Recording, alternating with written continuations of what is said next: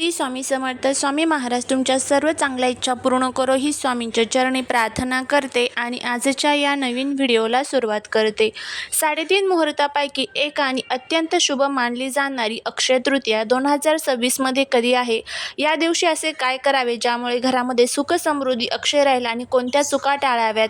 त्याचबरोबर आजच्या व्हिडिओमध्ये आपण जाणून घेणार आहोत की अक्षय तृतीयेला काय करावे, काय करू नये, त्याचबरोबर कोणत्या 3 स्त्रियांनी अक्षय तृतीयाची पूजा करू नये, या दिवशी कोणत्या चुका जर आपण केल्या तर त्याचे दुष्परिणाम आपल्याला भोगावे लागतात. अक्षय तृतीयाच्या संदर्भात संपूर्ण माहिती आजच्या व्हिडिओमध्ये मी तुमच्यासोबत शेअर करणार आहे, त्यामुळे व्हिडिओ हा स्किप न करता शेवटपर्यंत नक्की पहा. जर तुम्ही चॅनलवरती नवीन असाल तर चॅनलला सबस्क्राईब करा आणि असेच माहितीपूर्ण नवनवीन व्हिडिओ पाहण्यासाठी बेल आयकॉनलाही प्रेस करा, म्हणजे जेव्हा कधी मी नवीन व्हिडिओ अपलोड करेल त्याचं नोटिफिकेशन तुम्हाला मिळेल आणि तुम्ही एक पण व्हिडिओ मिस करणार नाही. त्याचबरोबर कमेंटमध्ये जय माता लक्ष्मी लिहायला अजिबात विसरू नका, जेणेकरून माता लक्ष्मीची तुमच्या कुटुंबावर, मुलांवर अगदी भरभरून अशी कृपा होईल. 2026 मध्ये अक्षय तृतीया 19 एप्रिल रविवार रोजी साजरी केली जाईल. तृतीया तिथीचा प्रारंभ हा 19 एप्रिल 2026 ला सकाळी 10:49 होत आहे आणि तृतीया तिथीची समाप्ती ही 20 एप्रिल 2026 ला सकाळी 7:27 होत आहे. त्यामुळे पूजेचा शुभ मुहूर्त हा सकाळी 10:49 पासून ते दुपारी 12:20 पर्यंत असेल. सुमारे 1 तास 33 मिनिटांचा हा कालावधी असणार आहे. सोने खरेदीची वेळ ही 19 एप्रिल सकाळी 10:49 पासून ते 20 एप्रिलला पहाटे 5:51 पर्यंत तुम्ही सोने खरेदी करू शकता. अक्षय म्हणजे ज्याचा कधीही क्षय होत नाही असे.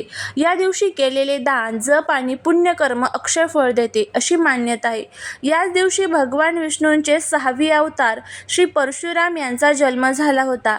असे मानले जाते की त्रेतायुगाची सुरुवात याच दिवशी झाली होती. हा दिवस स्वयंसिद्ध मुहूर्त असल्याने या दिवशी नवीन व्यवसाय सुरू करणे, गृहप्रवेश आणि वाहन खरेदीसाठी पंचांग पाहण्याची अजिबात गरज नसते. या दिवशी घरामध्ये लक्ष्मीचा वास टिकून ठेवण्यासाठी खालील काही गोष्टी आवर्जून करायच्या असतात. त्यामध्ये सकाळी लवकर उठून स्नान करावे, श्री विष्णू आणि माता लक्ष्मीची एकत्र पूजा करावी, विष्णूला पिवळी फुले आणि लक्ष्मीला कमळ अर्पण करावे. या दिवशी उदकुंभ दान म्हणजेच पाण्याने भरलेला मातीचा कलश करण्याचे मोठे महत्त्व असते. तसेच गरजूंना अन्न, छत्री, पंख आणि धान्य दान करावे. आपल्या पूर्वजांचे स्मरण करून त्यांच्या नावाने तर्पण किंवा पिंडदान किंवा दान केल्याने पितृदोष दूर होतो. शक्य असल्यास सोने किंवा चांदीच्या वस्तू खरेदी करा. जर सोने शक्य नसेल तर या दिवशी घरातील पूजेसाठी तांब्याची किंवा पितळेची भांडी खरेदी करणे देखील शुभ मानले जाते. या सर्व गोष्टी तुम्ही अक्षय तृतीयेच्या दिवशी करू शकता.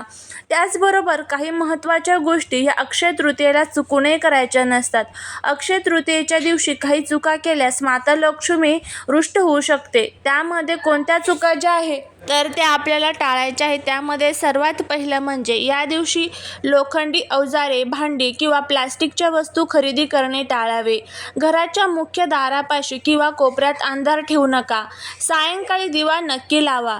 घरात किंवा कोणाशी वाद घालू नका. शांतता आणि आनंदाचे वातावरण ठेवा. या पवित्र दिवशी सात्विक आहार घ्यावा आणि व्यसनांपासून दूर राहावे. या दिवशी काही अत्यंत दुर्मिळ आणि शुभयोग तयार होत आहेत, जे या तिथीचे महत्त्व अधिक वाढवतात. त्यामध्ये सर्वार्थ सिद्धी योग, रवी योग, स्वयंसिद्ध मुहूर्त, त्याचबरोबर गजकेशरी योग, ह्या सर्व जे योग आहेत तर ते या दिवशी तयार झालेले आहे. त्यामुळे या सर्व गोष्टी ज्या आहेत तर ते आपल्याला पाळायच्या आहेत, काही गोष्टी टाळायच्या आहेत. आता सर्वात महत्त्वाचं अक्षय तृतीयाला करण्यासारखे काही विशेष उपाय आहेत, हे सुद्धा आपण या दिवशी करू शकतो. त्यामध्ये कवड्यांचा उपाय आहे. पूजेच्या वेळी माता लक्ष्मीला 11 कवड्या अर्पण करा. पूजा झाल्यानंतर या कवड्या लाल कपड्यात बांधून आपल्या तिजोरीत किंवा पैशांच्या ठिकाणी ठेवा. यामुळे धनवृद्धी होते. या दिवशी घरात श्रीयंत्र आणून त्याची शास्त्रोक्त पूजा करून स्थापना करावी. श्रीयंत्र हे लक्ष्मीचे प्रतीक मानले जाते. त्यानंतर तिसरं म्हणजे शक्य असल्यास सोने चांदीचे नाणे किंवा दागिना खरेदी करावा. जर शक्य नसेल तर चांदीची एखादी लहान वस्तू किंवा धने खरेदी करून करून लक्ष्मीला अर्पण करावेत. या सर्व गोष्टी आपण करू शकतो. त्यानंतर पितृदोष निवारणासाठी या दिवशी आपल्याला अक्षय तृतीयेला पाण्याचा भरलेला मातीचा घडा दान करणे हे सर्वात मोठे पुण्य मानले जाते. याला उदक कुंभ दान म्हणतात. यामुळे पितरांचा आशीर्वाद मिळतो. गरजू लोकांना किंवा ब्राह्मणांना अन्नदान करावे.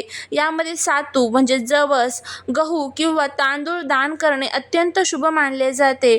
तुळशीची पूजा करा. या दिवशी विष्णुप्रिय असलेल्या तुळशीला जल अर्पण करून तिची मनोभावे पूजा करावी आणि सायंकाळी तुळशीपाशी तुपाचा दिवा लावावा.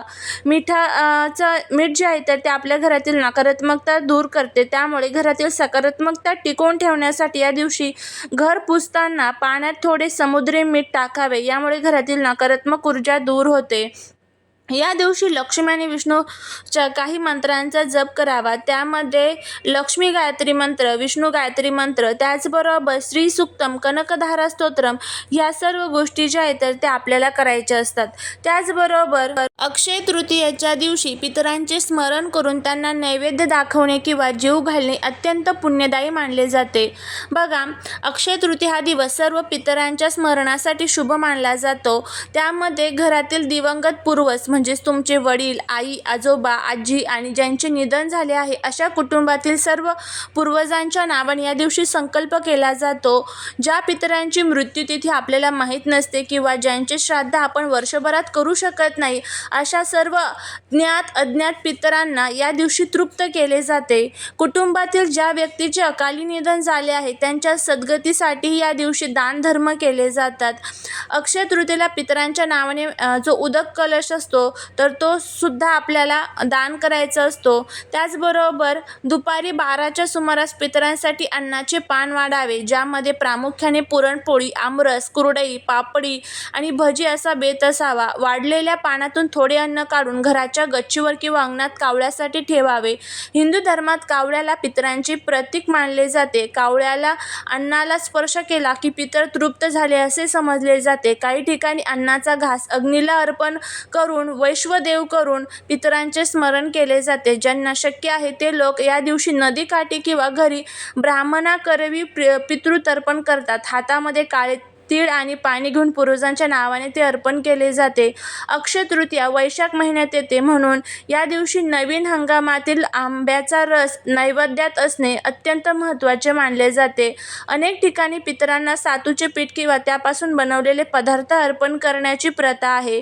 या दिवशी पितरांना दिलेले अन्न आणि जल अक्षय कधीही न संपणारे होते म्हणून जास्तीत जास्त दानधर्मावरती आपल्याला करायचे असतात. थोडक्यात या दिवशी घरामध्ये सात्विक जेवण बनवून त्यांचा नैवेद्य आधी देवाला आणि मग पितरांच्या नावाने कावळ्याला किंवा गायला द्यावा. तसेच ब्राह्मणाला किंवा गरजूला शक्य असेल तर दान करावे. यामुळे कुटुंबावर पितरांची कृपा राहते आणि कामात येणारे अडथळे दूर होतात. अक्षय तृतीया हा अत्यंत पवित्र आणि स्वयंसिद्ध मुहूर्त मानला जातो.